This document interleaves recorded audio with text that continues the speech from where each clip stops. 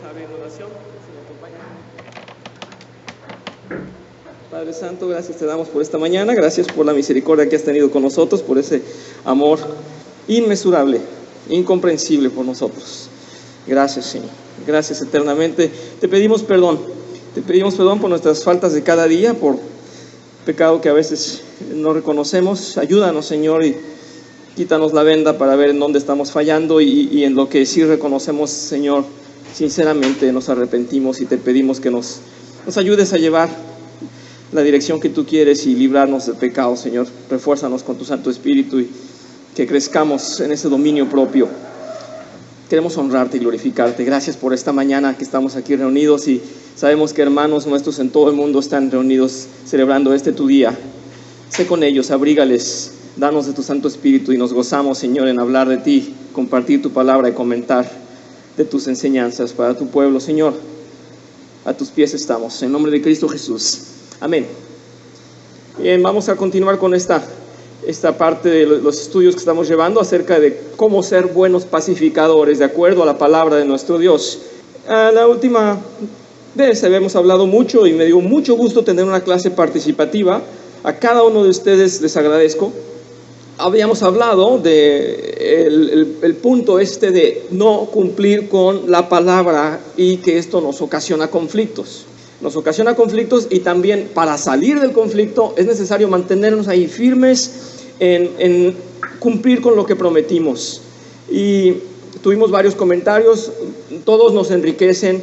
Hemos visto que desde todos los ángulos Dios nos quiere un reflejo de Él, nos quiere realmente firmes, fieles, que asumamos nuestro compromiso y que nuestras relaciones aquí en la tierra sean verídicas, sean fiables, que lo que un hijo de Dios pronuncia sea siempre verdad, que sea íntegro en lo que dice, y nos dice la palabra en los diferentes ejemplos que vimos en las citas, que tu sí sea un sí y tu no sea un no, y mantente firme. Y dice, y cuando resultaste en un problema, cuando te viste deudor de alguien, habla con él y dile, estoy en un apuro, yo sé que te debo, vamos a negociar a ver qué puedo hacer porque en realidad tengo un compromiso contigo. Y dice, ve y prepárate, pide perdón, en la mejor manera podría salvarte, y si no, dice, asúmelo, hay que pagar las consecuencias. Así es que ese fue el mensaje de la semana pasada, en breve, porque la Biblia nos está diciendo la personalidad de Dios que quiere reflejada en nosotros, quiere realmente que seamos firmes y que cumplamos con nuestros compromisos. También vimos que es importante que un compromiso lo abordemos y nos embarquemos en él, o nos decidamos a hacer ese compromiso de la manera consciente y sabia, que no vayamos a prometer lo que no podremos cumplir. Bien, pues ahora en la siguiente parte no es menos firme y no es tampoco alejada a esto. Dice, no respetar la autoridad. Y yo quería decirles que desde un principio Dios fue muy cuidadoso en todo lo que hizo, y cuando terminó su creación, el sexto día puso al hombre como cabeza de todo. Y esto fue una distinción de Dios sobre los animales y sobre todo lo creado. Una distinción, pero una gran responsabilidad. Y Él exigía del hombre realmente, como estaba hecho a su semejanza, que con las cualidades que Dios le había dado, similares a Él, realmente asumiera una responsabilidad. Pero conocemos la historia, muy pronto se le fueron las cosas de la mano y muy pronto cayó en irresponsabilidad. Cuando hemos hablado del pecado original, del primer pecado, no podemos hablar simplemente de una desobediencia a Dios, ni de una sola debilidad. Hablamos en un contexto muy amplio en el cual el hombre, y usamos este término que se usa tanto en teología, los invito a que disculpen si no les es muy apropiado, pero ejercítenlo y recuérdenlo cada vez. Esta cabeza federativa, esta cabeza de autoridad era el varón, y lo que no hizo fue tomar responsabilidad. Lo que no hizo fue decir, realmente es mi trabajo. No nada más decir, ¡ay, qué placer! Yo soy el hombre que va a dirigir todo esto y mi descendencia y vamos a poblar la tierra. Y qué bueno que tengo la compañera ideal. ¿Recuerdan con cuánto amor vio a Adán a Eva? Oh, esta sí es carne de mi carne, ¿verdad? Sangre de mi sangre, es huesos de mis huesos. Esta es realmente mi compañera. Y, oh, qué emoción. Sí, pero esa distinción y ese gran privilegio estaba intrínseca, acompañada con una responsabilidad muy alta. Ser la cabeza de la pareja y ser responsable por lo que hiciera la pareja, ¿verdad? Y desde un principio Dios nos ha marcado, no fuiste responsable, no eres responsable, eres llamado a ser responsable. Bien, pues conocemos toda la historia de las consecuencias por la irresponsabilidad del hombre. Conocemos las tremendas consecuencias. Estábamos condenados a muerte, perdidos, destituidos de la gracia de Dios.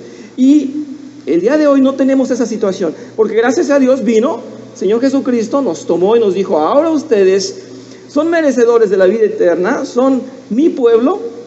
¿Y qué nos pide? Ahora no pequen más. Ahora sean responsables de lo que hace su carne. En todo sentido, nosotros somos responsables por nuestras vidas. Así es que tenemos una relación con Dios, el cual no se parece a nosotros, pero busquemos parecernos a Él. Así es que tenemos esa responsabilidad. Respetar autoridades, respetar quién es la cabeza federativa. En un matrimonio la cabeza debe ser el varón. No porque resultó que tiene mejor carácter que la mujer y ella se le puede doblar. Porque Dios lo pidió así. Porque Dios lo ordena. Porque si no es así, no va a funcionar. Tenemos que respetar las cabezas en cada institución, en cada ámbito. Y en la sociedad más pequeña, que es la pareja, el hombre es el que debe asumir. No es si la mujer quiere, y bueno, ¿para qué voy a pelear con ella? Mejor la llevamos bien siendo ella la autoridad, ¿verdad? La mujer debe decir, no, yo quiero que tú seas mi autoridad. Y el hombre debe decir, yo debo ser tu autoridad. No es porque quiero estar encima de ti, es porque Dios me ha puesto como cabeza. En sí, en cada función del hombre en la sociedad hay una autoridad que respetar. Si queremos librarnos de conflictos, respetemos esa autoridad. Si ya estamos en un conflicto, devolvámosle el honor y la autoridad a quien lo tiene. Y eso nos va a ayudar a salir de problemas. ¿En cuántas situaciones? No solamente en esa situación que decía yo de pareja, que es de lo más delicado, pero en cuántas situaciones de nuestra vida diaria el problema es que estamos metidos verdaderamente en un lío porque no respetamos la autoridad. Es que el que pusieron de director, de gerente, de ministro, no sirve, yo sé más que él. Bueno, ruega a Dios porque a lo mejor te toca la responsabilidad, pero será un peso muy grande. Por ahora, obedece a la autoridad. Y para Dios no hay reversa en eso. Para Dios no hay, bueno, me arrepiento, que cada quien haga lo que quiera, sino en todo sométanse a las autoridades.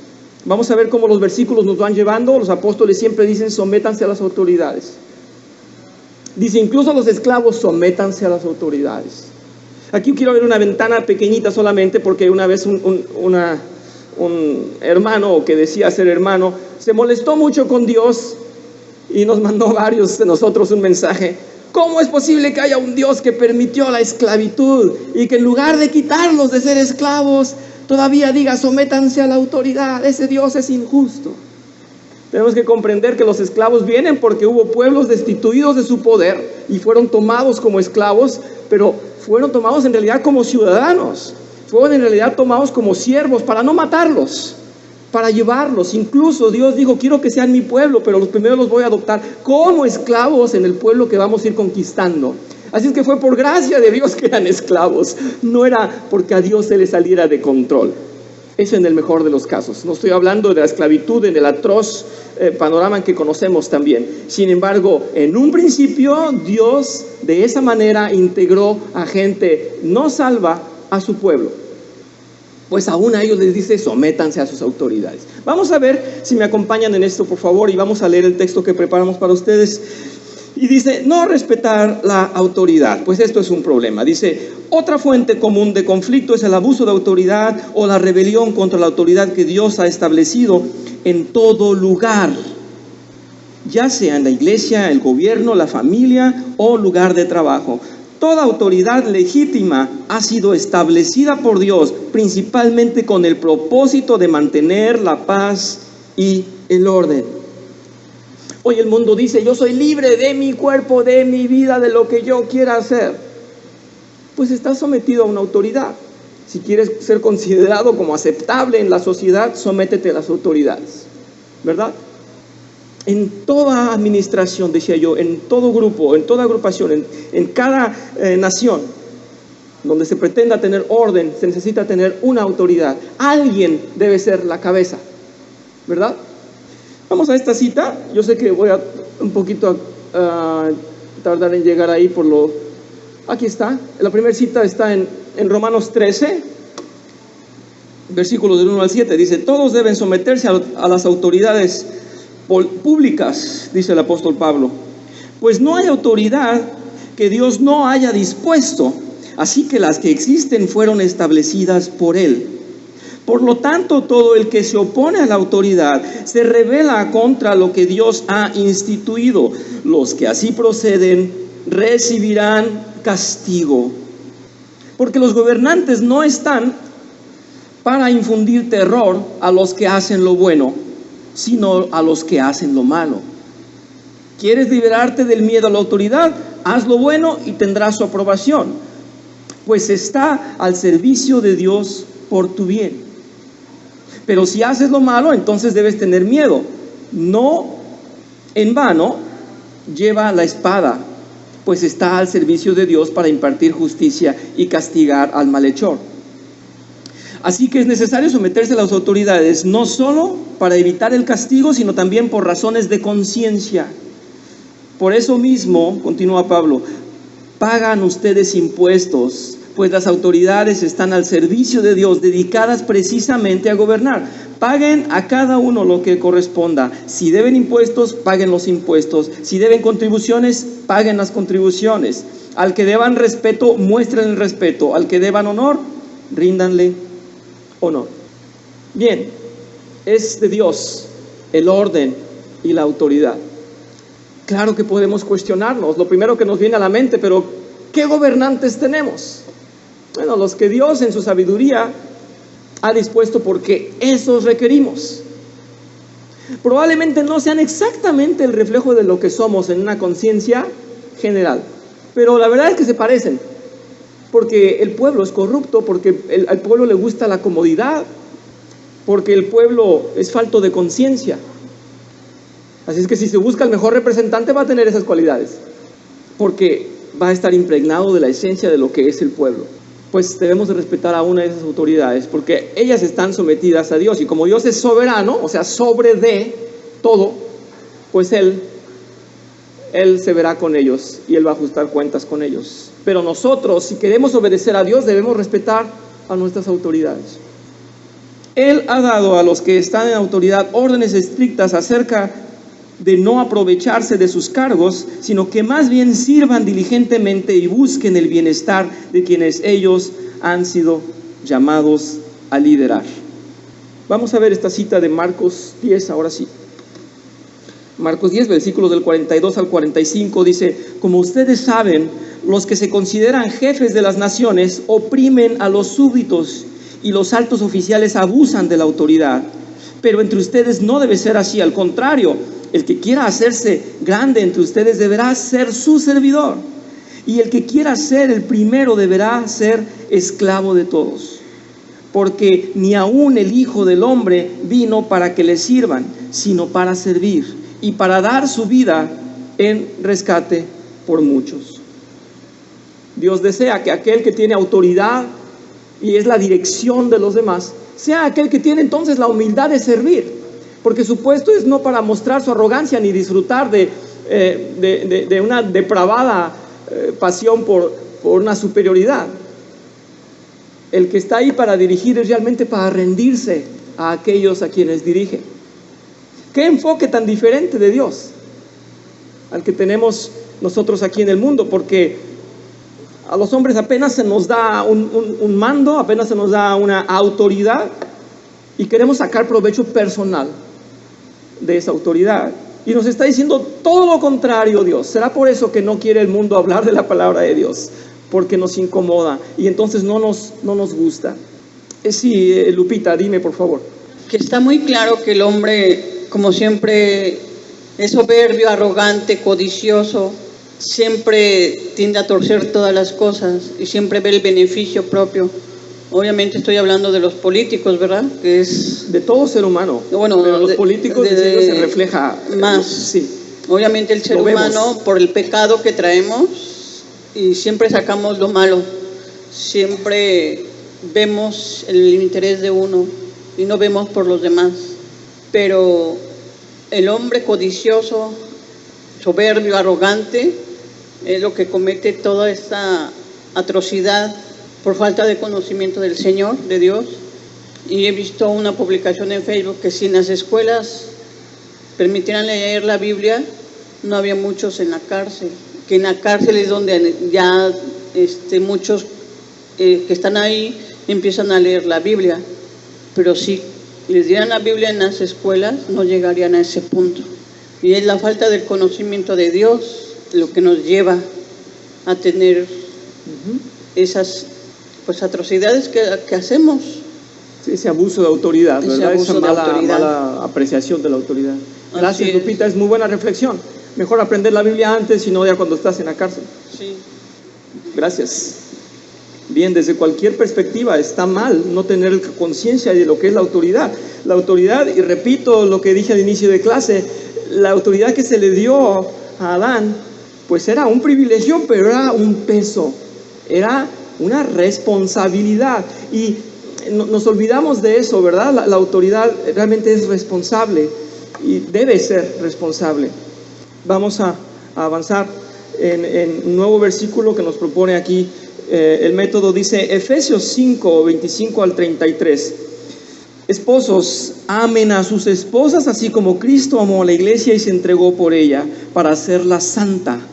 Él la purificó lavándola con agua mediante la palabra, para presentársela a sí mismo como una iglesia radiante, sin mancha ni arruga ni ninguna otra imperfección, sino santa e intachable. Asimismo, el esposo debe amar a su esposa como a su propio cuerpo. El que ama a su esposa se ama a sí mismo, pues nadie ha odiado jamás a su propio cuerpo. Al contrario, lo alimenta y lo cuida, así como Cristo hace con la iglesia, porque somos miembros de su cuerpo. Por eso, él dice aquí, dejará el hombre a su padre y a su madre y se unirá a su esposa y los dos llegan a ser un solo cuerpo. Recuerdan que esto está en el Antiguo Testamento, lo está citando y dice, esto es un misterio profundo, perdónenme, repito el versículo 32, este es un misterio profundo. Yo me refiero a Cristo y a la iglesia. En todo caso, cada uno de ustedes ame también a su esposa como a sí mismo y que la esposa respete a su esposo. No hay palabra que pueda contra esto. Está diciendo, fue con amor que Cristo lavó a su iglesia para presentársela a Él mismo como autoridad, limpia, santa, pura, sin mancha. ¿Qué sucede cuando hay una pareja, un matrimonio, como lo está presentando aquí el Señor, que tiene mancha? Ya no es puro. ¿Qué pasa cuando hay una mezcla? Cuando hay algo que no es puro, se llama adulterado, porque ya no está en su origen. Si queremos mantener un matrimonio santo, debe haber eso, un profundo amor por encima de todas las cosas, del hombre a la mujer. Y la mujer simplemente dice al final, fíjense cómo habla tanto amor, amor, amor, y al final dice que la mujer entonces lo respete. Un hombre no puede esperar que una mujer lo respete si no la ama. No funciona así. Así es que las autoridades deben demostrar amor para ser respetados. Nos está diciendo a todos entonces que si somos autoridad, si tenemos cabeza en algún lugar, seamos realmente responsables en amor. Vamos a ver la próxima cita en Efesios 6, versículos del 1 al 4. Hijos, obedezcan en el Señor a sus padres. Está hablando la autoridad de los padres sobre los hijos. Dice, porque esto es justo. Y repite, nuevamente cita el Antiguo Testamento: honra a tu padre y a tu madre, que es el primer mandamiento con promesa, para que te vaya bien y disfrutes de una larga vida en la tierra. Y ustedes, padres, no hagan enojar a sus hijos, sino críenlos según la disciplina e instrucción del Señor. En todo hay autoridad. Primera de Pedro, versículos 3 al 7. De igual manera, ustedes, esposos, sean comprensivos en su vida conyugal, tratando cada uno a su esposa con respeto, ya que como mujer es más delicada. No está diciendo es más débil, es menos importante, es que no piensa, es que no sabe. Está diciendo es más delicada. Y ambos son herederos del grato don de la vida. Así, nada estorbará las oraciones de ustedes. Esto es muy profundo, podríamos abundar. Solamente hago ojo en el último renglón. Nada estorbará las oraciones. Puede decir una pareja: nos va muy mal, no nos entendemos y estamos orando. Y se les pregunta en consejería: ¿han orado ustedes cuando se despiertan, cuando comen, antes de dormir juntos? ¿Han orado? Sí, cada quien por su lado. Pero mi respeto y mi amor por ella no crece, porque ella es más esto, más el otro, porque es mujer. Y dice aquí: no, es tan merecedora como tú de el don de la vida. Mientras la tengas en una alta estima, en un alto aprecio, el Señor va a escuchar sus oraciones. Esta es la matemática de Dios, esas son las conclusiones de Dios, estos son los preceptos de Dios. Eso es lo que Dios dice. Es la manera como funciona la pareja. No hay frutos porque no están las cosas acomodadas, porque el orden de la autoridad está puesto de cabeza. Él no la ama suficientemente, ella no lo respeta, por ende no serán escuchados por Dios. Qué tremendo, ¿verdad? Y es verdad, es así como nos dice Dios. Sí, hermana, muchas gracias. Hablando de las leyes de autoridad, pero del matrimonio, se toma como una autoridad la ley legal de firmar, casarte legalmente. Eso es la autoridad que se toma en matrimonio. ¿Y qué sucede entonces con las uniones libres? Entonces no están bajo el concepto de autoridad. Muy bien, gracias por esa... Gracias. Por esa pregunta, que es muy valiosa. No es sencilla de responder, voy a hacer lo mejor posible y me agrada, porque en el pueblo, en el mundo y en el pueblo de Dios hay la misma duda. La relación que Dios tiene, o que el hombre tiene con Dios, es sagrada, es ineludible. Así es que todo varón que tome a una mujer se está haciendo responsable de ella y está haciendo su autoridad y está estableciendo una relación firme y legal ante Dios. Es responsable por todo lo que pase en esa pareja, porque ese varón que ha tomado mujer, de eso no lo podemos evitar. Esa es su primera relación. En segunda, Dios quiere que si estamos en una sociedad en donde hay una autoridad, nos presentemos en esa autoridad, ante esa autoridad, y digamos: he tomado a esta mujer como mi esposa y me declaro su esposo. La he tomado como mi mujer y me declaro su esposo. Eso en segundo lugar. A ver si se aprecia lo que dije, espero no cometer un error de orden en la expresión. Que número uno, estoy diciendo, todo hombre tiene una relación con Dios y un compromiso con Dios a quien rendirle cuentas. A primero que le va a rendir cuentas es a Dios. Si ha vivido en unión libre, no hay problema ante Dios mientras él sea varón de esa mujer y la respete y la ame y la dirija en la dirección que Dios manda. Eso sería lo ideal. Número dos, el hombre hace parte de una sociedad en donde debe de decir que es su esposa y debe de establecerse como matrimonio oficial ante el pueblo, ante la nación, ante el mundo. Esa es una obligación. Así es que quien se casa, yo a veces hago la broma, yo digo: yo me casé 2 veces. ¡Ay, sí, no sabíamos! Y yo digo: bueno, en la iglesia y en lo civil. Pero en realidad es eso, es un doble compromiso. Es un compromiso con Dios, es el más sagrado, el más importante, que la mujer que se hace a un hombre sea de él y solo de él, en esa condición de unión, y que sea declarada esa unión ante el pueblo de manera legal y oficial. No sé si con esto despierto comentarios también, o si queda satisfecha la respuesta hasta donde puedo llevarla por esta clase. ¿Sí estamos bien? Tenemos una rendición de cuentas, número 1 ante Dios, número 2 ante el pueblo. ¿Sí? Gracias. Esta cita de Pedro, por favor, síganme en 1 de Pedro 5. Es muy alentadora esta carta que le manda a los dispersos, a los que van a predicar en esa diáspora y en esa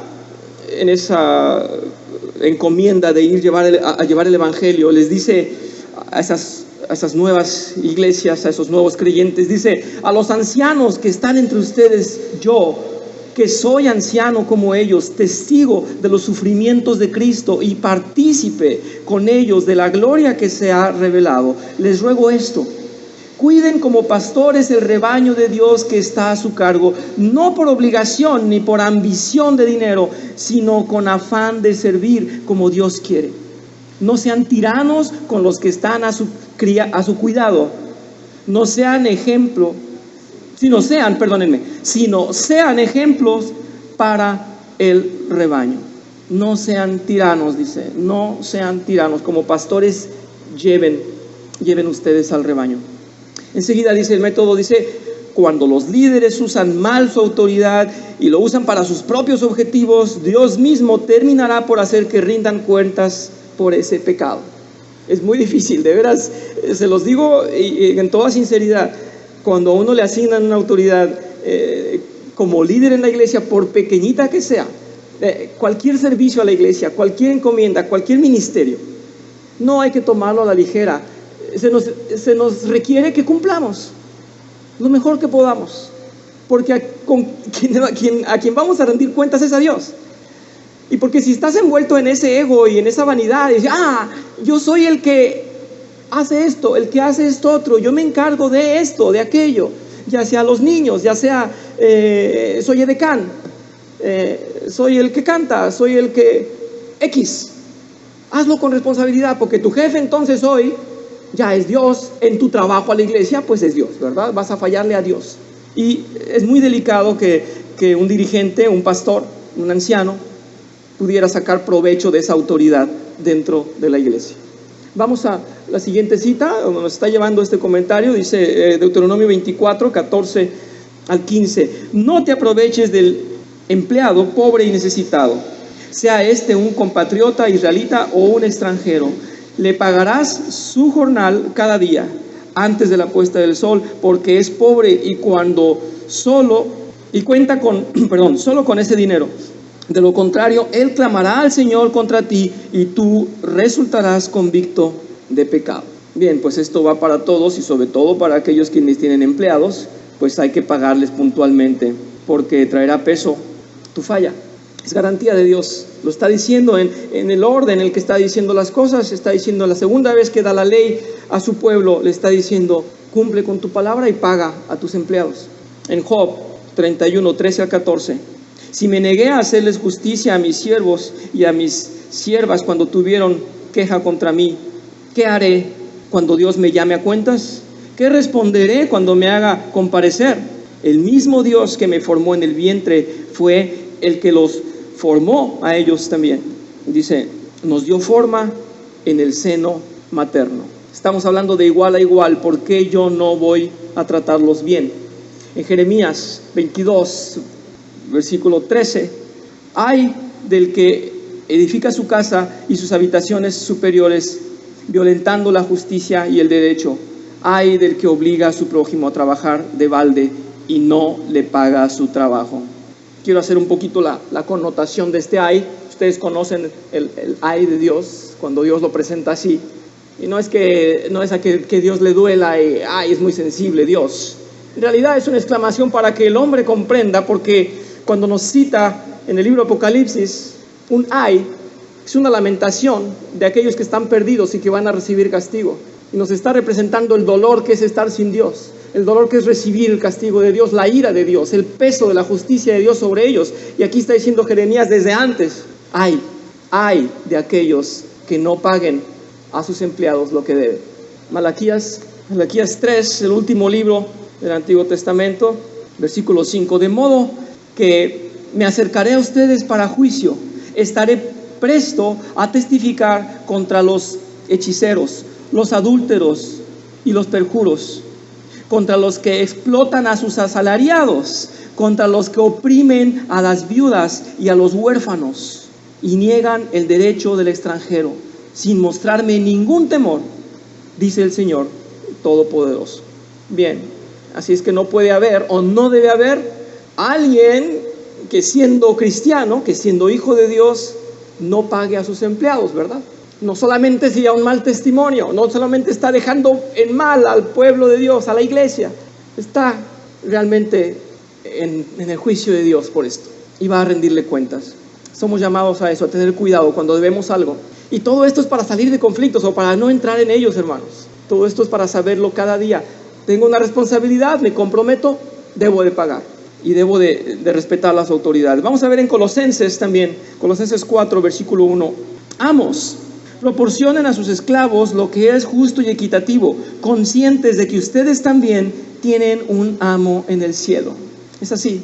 Santiago 5, del 1 al 4 dice: ahora escuchen ustedes los ricos, lloren a gritos por las calamidades que se les vienen encima. Se ha podrido su riqueza y sus ropas están comidas por la polilla. Se han oxidado su oro y su plata. Ese óxido dará testimonio contra ustedes y consumirá como fuego sus cuerpos. Han amontonado riquezas, y eso que estamos en los últimos tiempos. Oigan cómo clama contra ustedes el salario no pagado a los obreros que les trabajaban sus campos. El clamor de esos trabajadores ha llegado a oídos del Señor Todopoderoso. Ustedes han llevado en este mundo una vida de lujo y de placer desenfrenado. Lo que han hecho es engordar para el día de la matanza. Han condenado y matado al justo sin que él les ofreciera resistencia. Solamente hago una cita.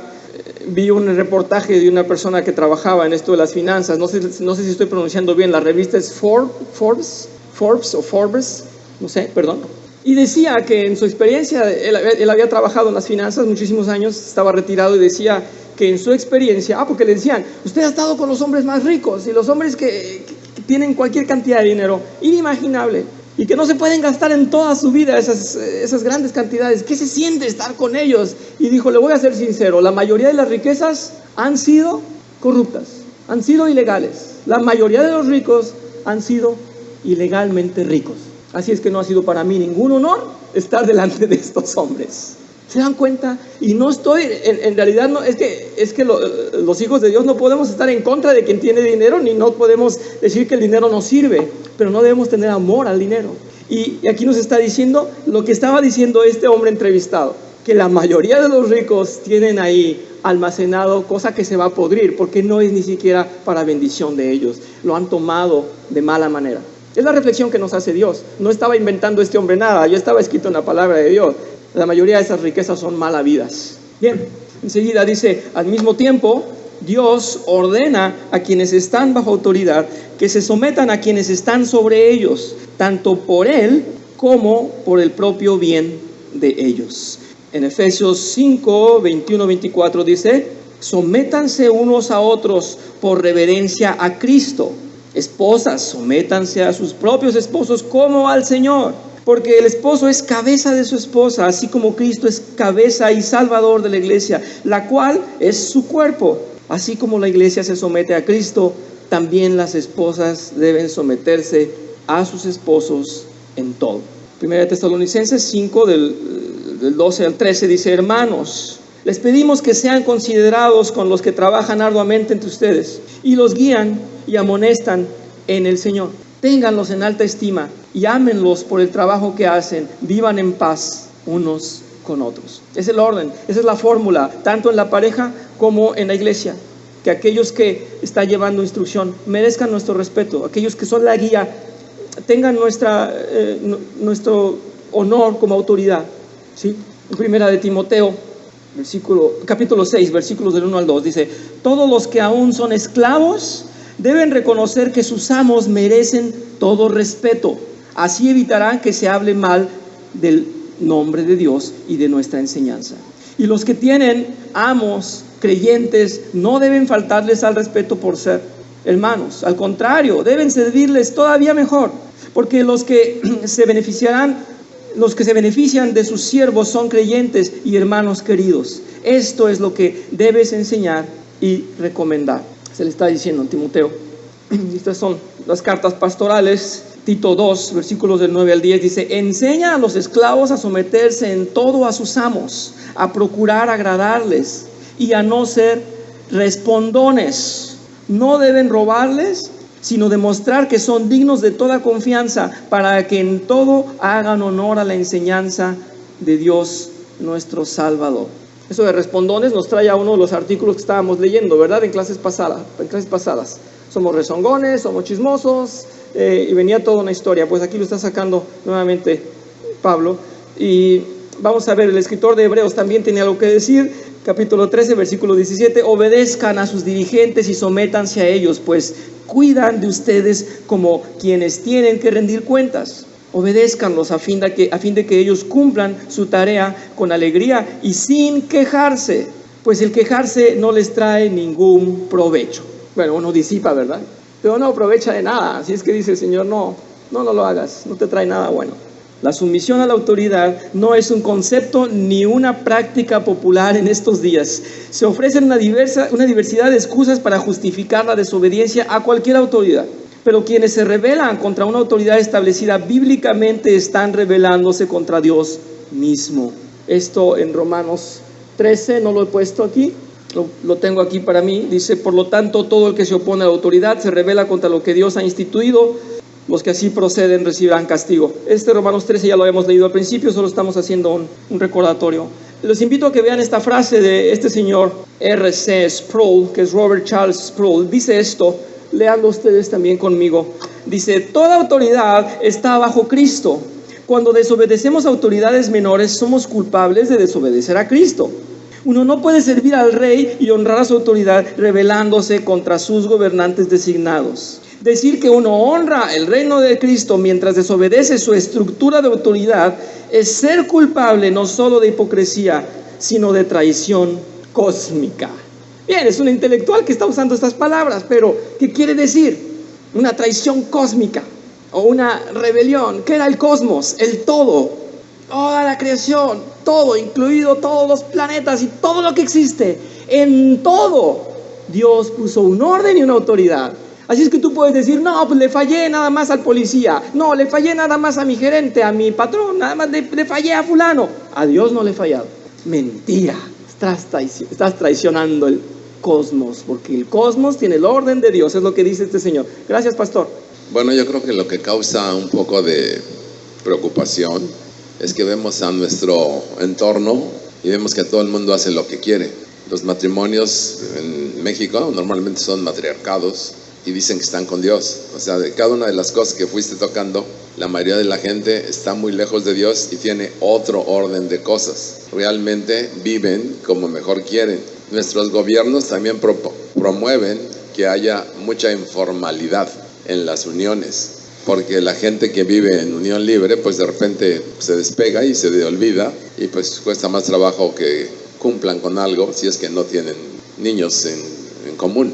Pero así como eso, de cada una de las cosas vemos que todo el mundo, cuando menos en México, de manera más notoria, todo el mundo tiene una organización diferente que la que estabas mencionando. Sí. Lo que los pone lejos de Dios, aunque crean que están con Dios. De hecho, los esposos siempre quieren, el versículo que tú notaste, quieren que las esposas se sometan a ellos. Es el que más les gusta, pero no las aman. Y no va a haber una sola mujer que se someta si no se siente amada. El amor en un matrimonio, como sabes, es la responsabilidad completa del hombre. Y si el hombre no lo ejerce, pues entonces hay un relajo. Y asimismo, la liberación de las mujeres promueve que hagan lo que quieran y pues no consideran a Dios en muchas de las cosas que estás diciendo.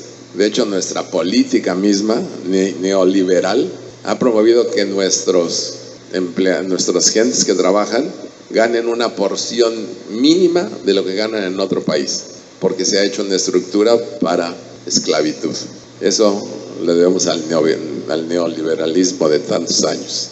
Entonces es una situación que debemos de considerar porque nos agrava, porque quisiéramos promover todo el orden que estamos oyendo, que se enseña, pero realmente a nuestro alrededor tenemos un fuerte testimonio contrario que hace que nuestro enfoque pierda eficacia. Gracias. Gracias a usted, pastor, por la aportación, muy valiosa, gracias. Continuemos, por favor. El respeto por la autoridad es tan importante que Jesús nos ordena someternos a quienes están por encima de nosotros, aun cuando se comporten hipócritamente o severamente. En Mateo capítulo 23, versículos del 1 al 3, dice así: después de esto, Jesús dijo a la gente y a sus discípulos: los maestros de la ley y los fariseos tienen la responsabilidad de interpretar a Moisés. Así que ustedes deben obedecerlos y hacer todo lo que les digan, pero no hagan lo que hacen ellos. Porque no practican lo que predican. Es decir, escuchen lo que están diciendo porque es palabra de Dios, pero no los imiten porque no lo están cumpliendo, no están obedeciendo. Y esto obviamente no les gustó a los escribas ni a los judíos. Sí, Gerardo, gracias por tu comentario. Adelante. Yo nada más lo que quería hacer énfasis es de que se habla mucho de que el esposo debe de amar a la esposa para que la esposa lo respete, pero creo que es un término muy, muy genérico, y en realidad el hecho de decir, o sea, como que se dice muy fácil ama a la esposa, pero como que no se da mucha explicación de cómo es la forma correcta de amar a la esposa, porque hay veces que el hombre puede tener un concepto de cómo amar a la esposa, pero no la está amando de la forma que debe de ser para que ella se sienta amada desde la perspectiva bíblica, ¿verdad? O sea, no nada más es decir ama a la esposa, pero el punto aquí es cómo Dios verdaderamente dice que se ame, porque la Biblia incluso hace referencia a partes que dice que Cristo amó a la iglesia como dando su propia vida, o sea, pero no entra mucho en detalle en realidad de cómo debe de ser ese amor. Bueno, entonces yo creo que sí es muy cierto lo que comenta mi hermano de que en México es un país matriarcal, o sea, las mujeres son las que llevan la mayor parte de la batuta, porque el hombre no toma su posición, pero muchas de las cosas que nos falta entender quizás más al hombre es cómo amar desde la perspectiva bíblica a la mujer para que verdaderamente eso pueda revertirse, ¿sí? O sea, que el hombre ame de verdad y la mujer respete al hombre como debe de ser. Muy bien, gracias, Gerardo. Dar un curso de eso. Gracias por ese comentario. Es muy apreciado tu punto de vista y yo creo que lo comprendo, me dirás si no, pero yo creo que quisiéramos una receta para cada día del año y para cada situación en la que la mujer nos pone. Sin embargo, lo que estaba citando el pastor es de un contexto cultural, un contexto de arraigo que pesa mucho sobre cada uno de nosotros, en cómo ha sido el modelo de vida en este mundo occidental, que ha sido bajo la influencia del pecado, llevado en lugar de la paternidad de la autoridad del hombre al matriarcado. En lugar del patriarcado al matriarcado. Pero dice la palabra de Dios: el que tenga oídos que oiga. Si estamos escuchando que Dios amó a su iglesia tanto que dio su vida por ellos, de ese tamaño debería ser nuestro amor por la mujer. De ese tamaño debe ser el amor que el hombre tiene a la mujer, no para cumplirle sus caprichos, no para doblarse a lo que ella diga, para llevarla por la dirección correcta en el mejor modo, con el cuidado más extenuante y más elaborado que pueda él practicar cada día, porque tiene el tesoro más valioso que Dios le ha dado, que es su mujer. En cada uno de nosotros, a través de la lectura de la palabra de Dios, va a caer en razón, a través del Espíritu Santo, nos va a llevar en cómo cada día debemos de manifestar ese amor.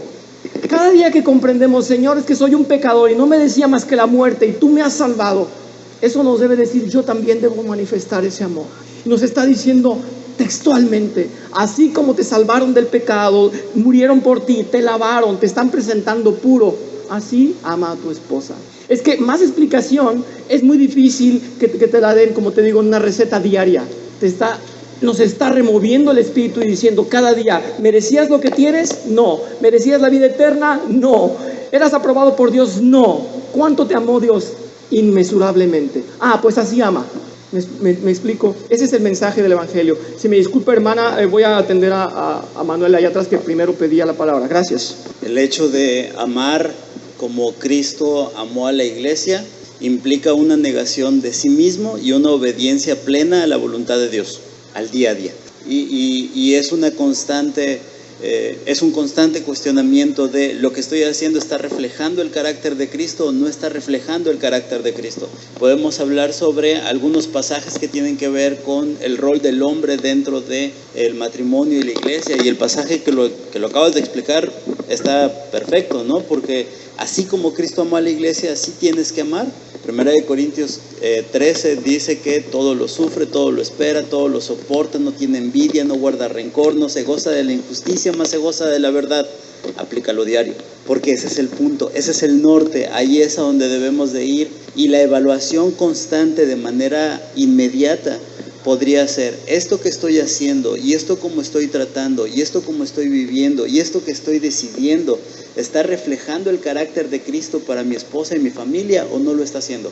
Y entonces ese es un principio que se aplica a cualquier circunstancia que estés viviendo al día a día, ¿no? Pablo habla sobre el rol del hombre dentro de la iglesia, ¿no?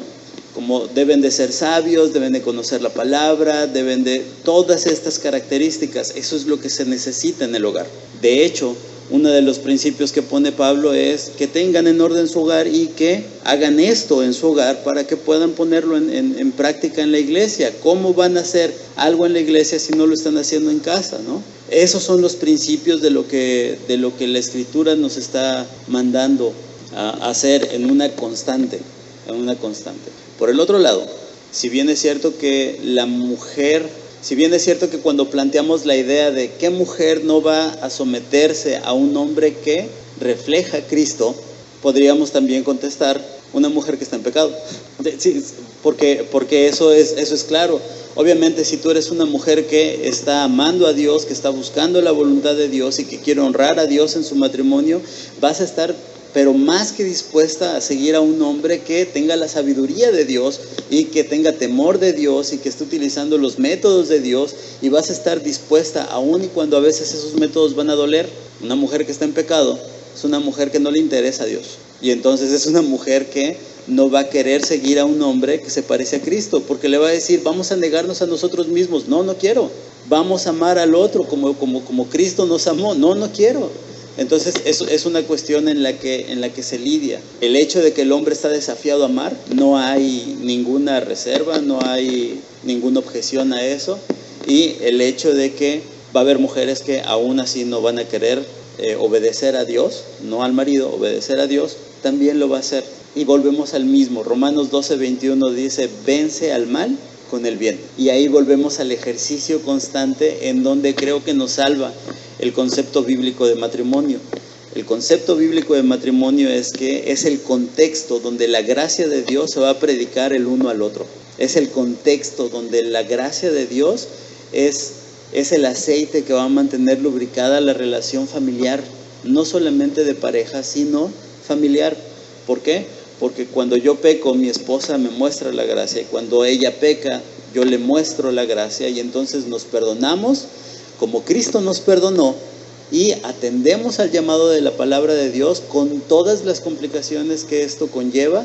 Y en este contexto de matrimonio, los hijos están viendo una predicación constante de quién es Dios y qué es lo que ha hecho por nosotros: perdonarnos y amarnos. Entonces, el matrimonio no se trata de nuestra felicidad, el matrimonio se trata de la santidad y se trata de la gloria de Dios, como todas las cosas en todo, ¿no?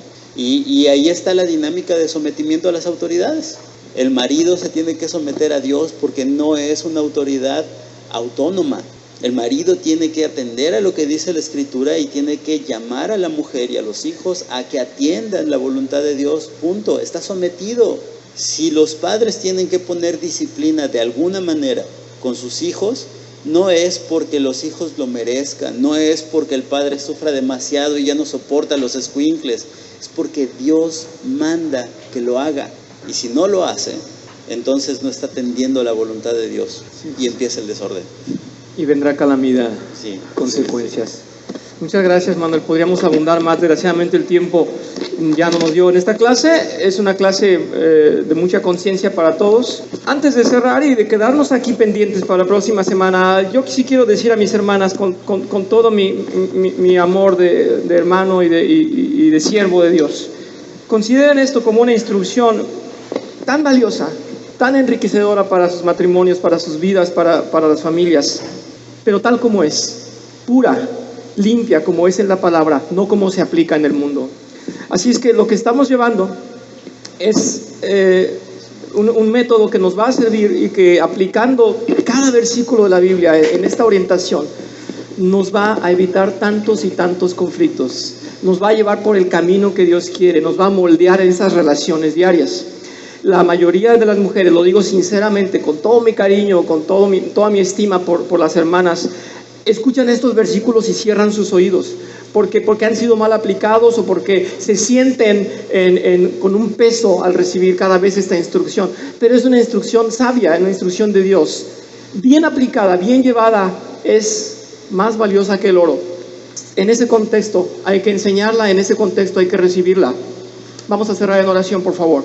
Padre Santo, te damos tantas gracias porque comentar tu palabra y comentar tus preceptos y recordar tus lineamientos, Señor, y tus consejos sabios de vida, de armonía, del buen llevar nuestra vida, Señor, nos da ánimo, nos levanta y nos da esperanza y nos da vida, nos salva de la muerte, dice tu palabra, porque tu palabra es bendita, tu palabra es pura y tu palabra da vida cada día a nosotros, Señor. Gracias por esta instrucción y que nuestros entendimientos sean acrecentados en favor a tu honra y a que seas glorificado con todo lo que somos, con todo lo que hacemos, Señor. Bendito seas, en el nombre de Jesucristo. Amén. Gracias.